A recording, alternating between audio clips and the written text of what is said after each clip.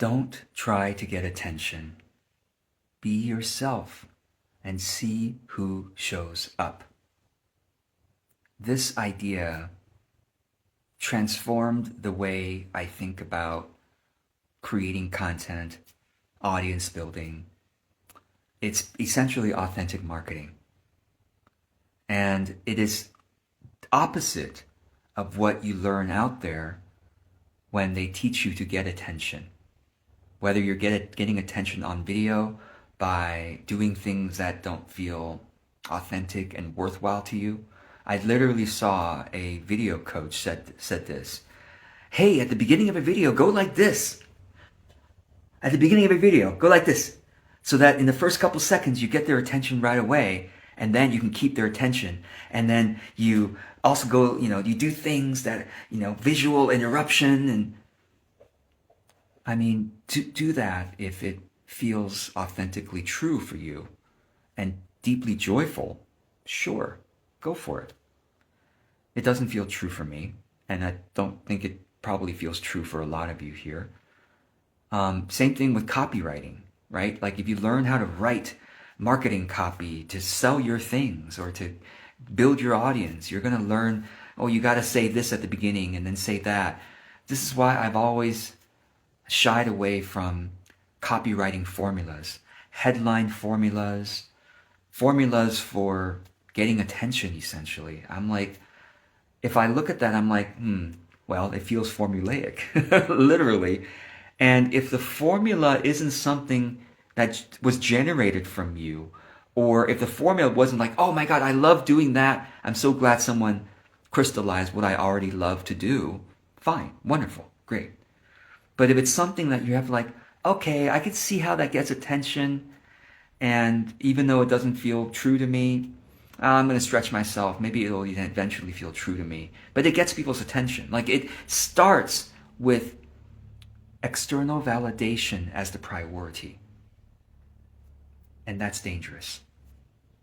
Because then your marketing becomes a means to an end. And that's manipulation. Right?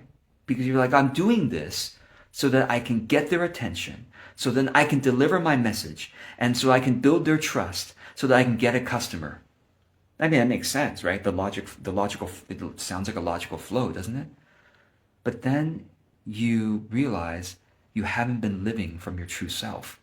And there's a question years ago that changed my life and really set me on the path of authenticity, which is a path that is truly sustainable and truly worthwhile as a way of living. Question was, if I only had 6 months left to live, how would I express myself? And I don't know why that question wouldn't let me go. And I said, if that was true, I got to stop doing most of the marketing that I'm doing, because that's not worth my life.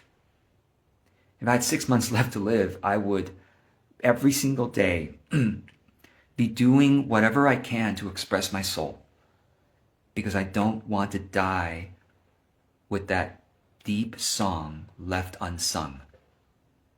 And I still need to experiment with what my soul's expression is. And so I started at that moment to say, I'm not going to do any more of the marketing shenanigans that I was being taught. And instead, I'm going to see marketing itself has to be a worthwhile activity of soul's expression and connection with my soulmates. You all, those of you who are still watching this boring video,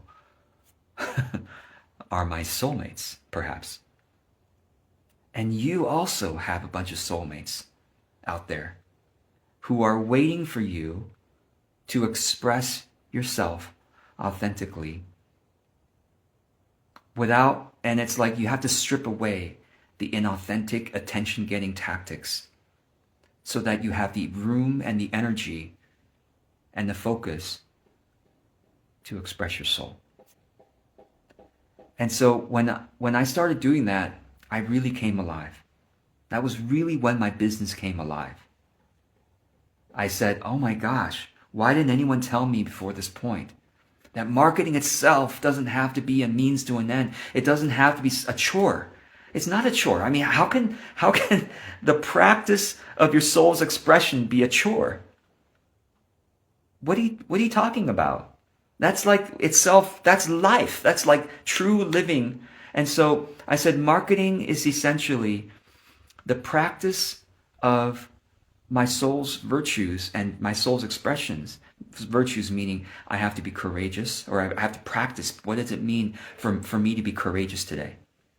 To express myself, real. What does it mean for me to be compassionate today? To really hold my ideal client, my soulmate client in my heart, and to speak to them from the heart. What does that mean for me to do? How do I do that today? And so courage and love and truth and joy, like the joy of liberating my soul no matter what happens. So this is the and practicing unattachment, which is also a soul's virtue. Practicing unattachment of, I'm just going to put this out there.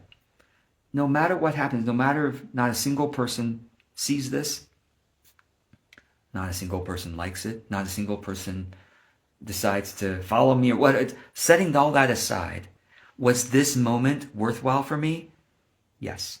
Was I trying to connect with my soulmate clients?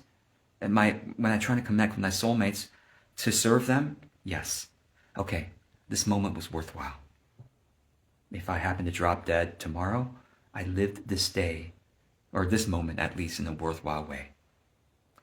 That became the way I did marketing, and that changed everything.